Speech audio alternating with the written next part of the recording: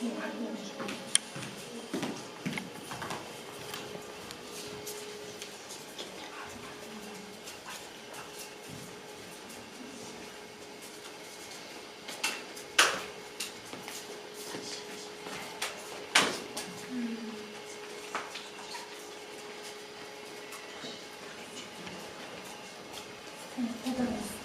baktık. Burada mı?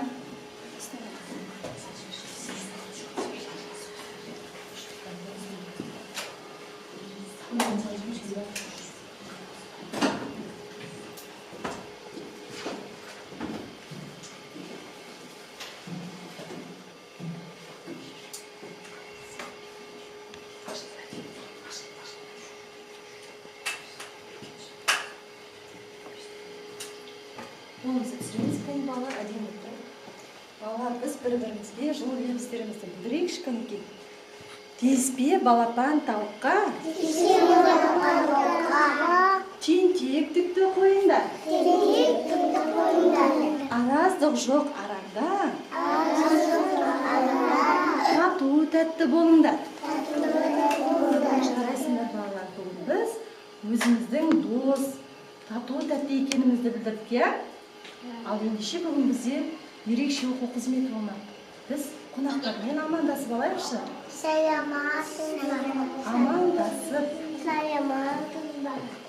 Амандасып алайық. Біздер жақсы баламыз. Өсті ақыл санамыз. Қонақтармен ең алғаш амандасып аламыз.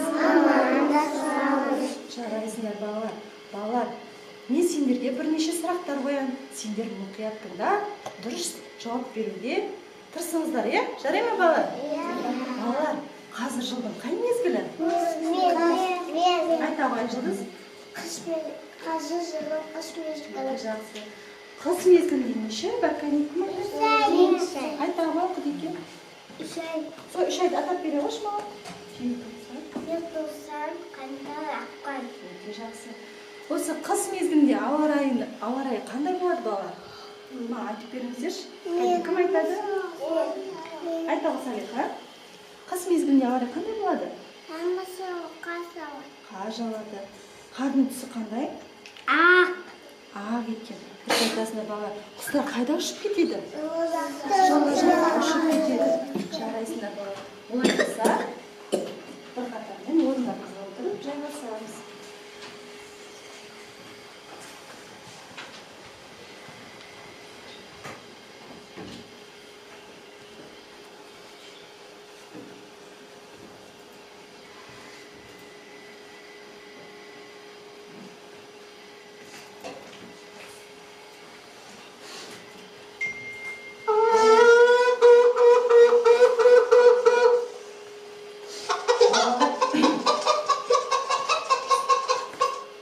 Балалар, бүгін бізде экология негіздері.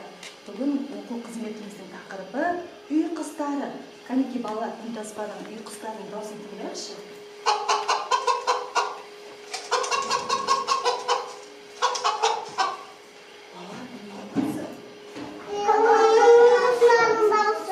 Құстың дауысы қандай құстың дауысы? Дұрыс айтасыңдар, үй құстың дауысы, бірақ қандай құстың дауысы? Тауық. Дұрыс айтасың. Тауық үй құсы ма, әлде дала құсы ма? Үй құсы, дұрыс айтасыңдар. Біз бүгін үй құстары туралы әңгімелейтін боламыз. Балалар, мынау не үшін біз үй құстар деп айтамыз? Өйткені үй құстарына адамдар қамқорлық жасайды. Үй құстарына қаз, әтеш, үйрек, тауық және балапан жатады екен балалар. Және тағы басқа құстар жатады екен. Біз не үшін үй құстар деп айтамыз? Өйткені адамдар оларға қамқорлық жасайды. Уақыты мен жем суын береді. Қора салады арнайы. Оны тазалап, қамқор болады екен, я балалар? Сондықтан біз үй құстар деп айтамыз. Мынау тауық. Тауық оның қауырсыны болады.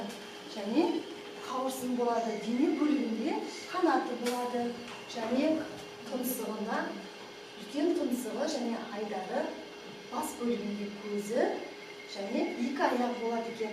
Тауық қыт-қыттайды. Балалар, қараңыздаршы, тауықтың баласына балапан деп айтамыз. Не деп айтады екенбіз? Балапан. Балапан деп айтамыз. Балапан өте мамық әрі жұмсақ болады. Оның түсі сап-сары, өте нәзік болады балалар.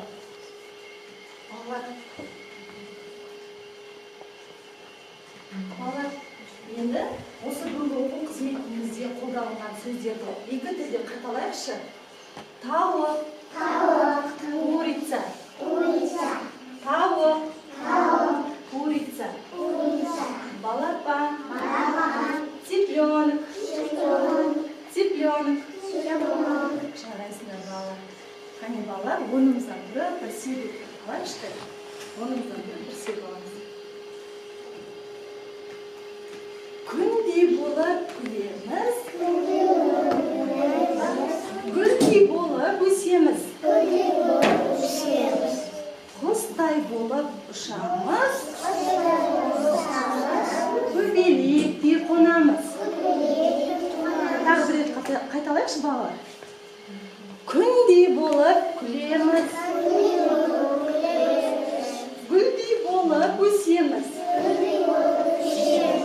құстай болып ұшамыз, көбелектей қонамыз. Жарайсыңдар балалар, өте жақсы. Балалар, біз бүгін Жандарбек үй құстарына қалай қамқор болатыны бейнебаянды тамашалайық.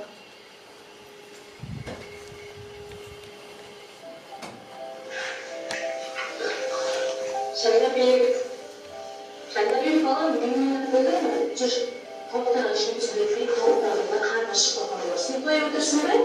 Жүр, онда тауықтарды үміттеп жұмысына бер. Қандай сен мұндай өтір жақсы ма? Жандарбек өзі солай тауыққа жұмыс бермей жақсы ма? Сен ойнауыңды бола ма?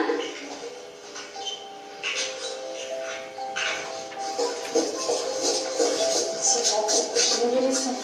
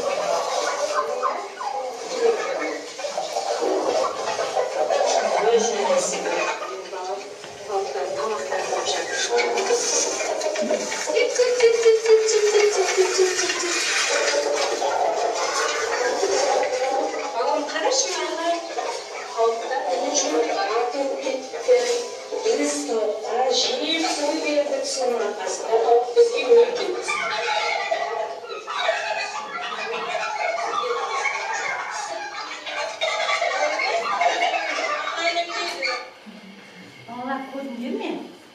Жандарбек үй құстарына қалай қамқорлық жасағанын көрдіңдер ме?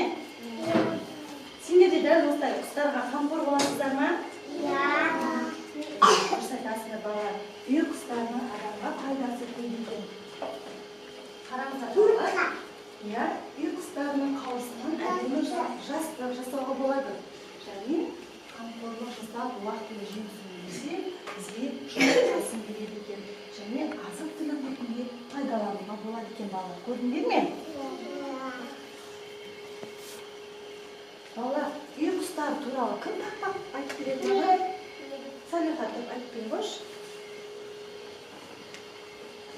Біз қамқоршы. Біз қамқоршы баламыз. Құстарға? Құстарға ертеңіміз, семсі бойы, қыз бойы балапанды бағамыз. Жарайсың. Қой, Жандарбек. Тақпағын бере қойшы. Соны сөйлен, зәбін тұрмыз. Алтын айдар басында. Onu da ağaç basına. Tan. Tanıttı. İzin ben uyattım. Şarayısın, oturacaksın. Bunu stajyerle arasında bağlar, oynayanlar değil mi? Ya. Olmasa oyun şartı, abimizde turgan Petra Mata Burkten'in zil kuşlarının kanatın және аяқтары бастыратын боламыз жарайды ма балалар? Ya. Bir, iki, üç, oyun başladı.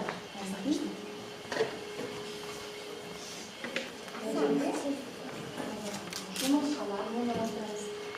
Алдымызға қарап, әдемі болыңыздаршы. Kanatı.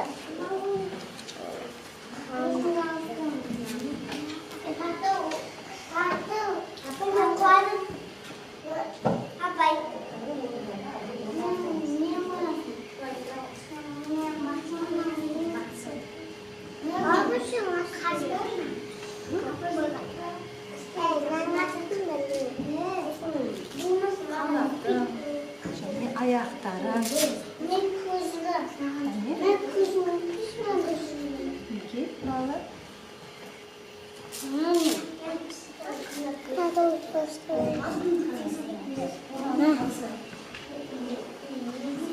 Балалар, сендер не қосып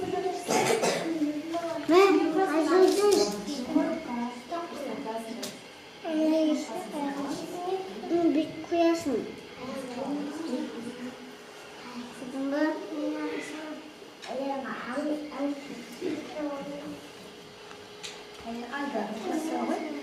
Құдеке, айданы құрастыра ғой.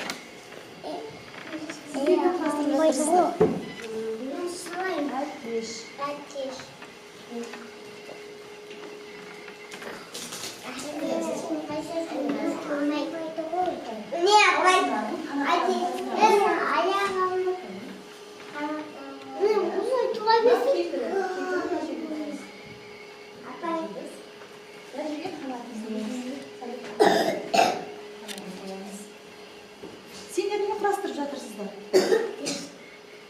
Сендер не құрастырып жатырсыздар? Үйгіні? Кәне? Мына жерге алып келе ғой.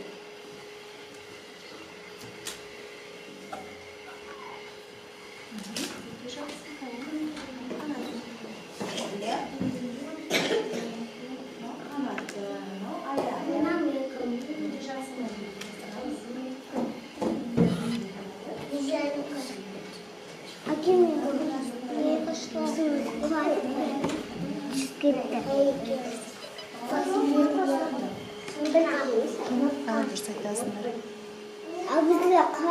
Сіздер не құрастырдыңдар?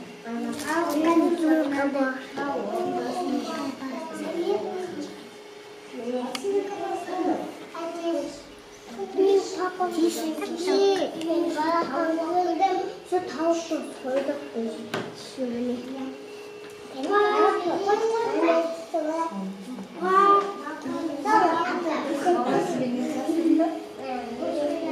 Балапан және мынау аяғы, мынау және қанаты.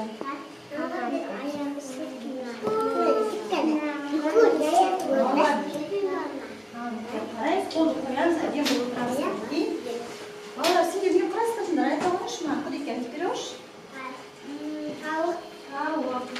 Тауық бізге не береді? Жұмыртқа береді. Балалар, сендер не құрастырдыңдар? Жұмыртқа құрастырдыңдар. Жұмыртқаның түсі қандай? Ақ екен, дұрыс айтасыңдар балалар. Балалар, жұмыртқадан не шығады? Балапан шығады, дұрыс айтасыңдар. Жұмыртқадан балапандар шығады екен, я? Балалар, сендер не құрастырдыңдар? Әтеш құрастырдыңдар, өте жақсы балалар. Енді қолыңызды қойып, әдемі отырасыз.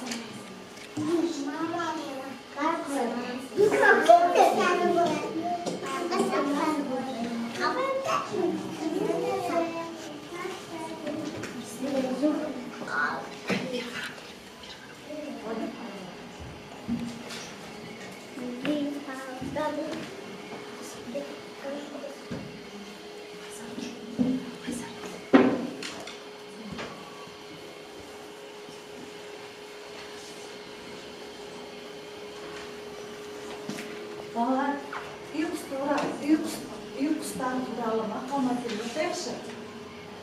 Балалар, менің атымнан қайталайтын боласың. Тауық құсқа ұшу жоқ, ас үйлерге көшу жоқ.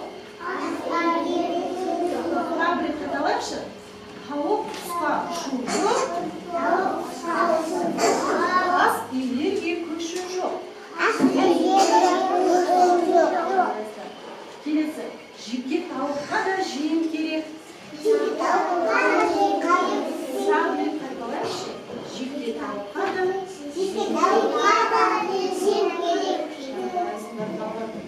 жақсы. Балалар, бүгінгі оқу қызмет сендерге ұнады ма? Балалар, тауықтың балапандарын не деп айтады екенбіз? Жарайсыңдар. Балалар, үй құстардың бізге қандай пайдасы бар екен? Олардан не жасауға болады екен? Жастық жасауға болады. Жұмыртқасынан әртүрлі дәмді тағамдар дайындауға болады екен, иә балалар? Жарайсыңдар балалар. Балалар, бүгінгі оқу қызметімізді шөжелі бимен аяқтаймыз. Орнымызды ашамыз. Қаңызды келесіңіз.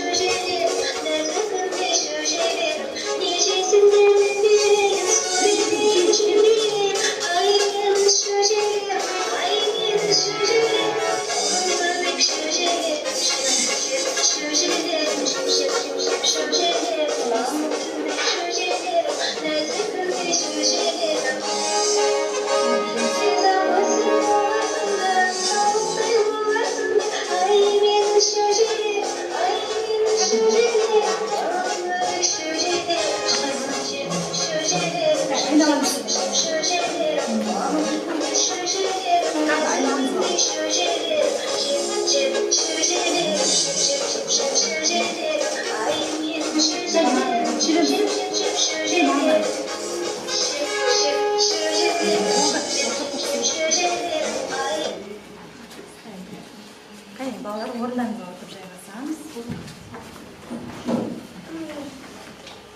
Балалар, бүгінгі оқу қызметі сендерге ұнады ма? Олай болса, орнымыздан тұрып, апайлармен қоштасайықшы. Қане, атыңыз шығамыз.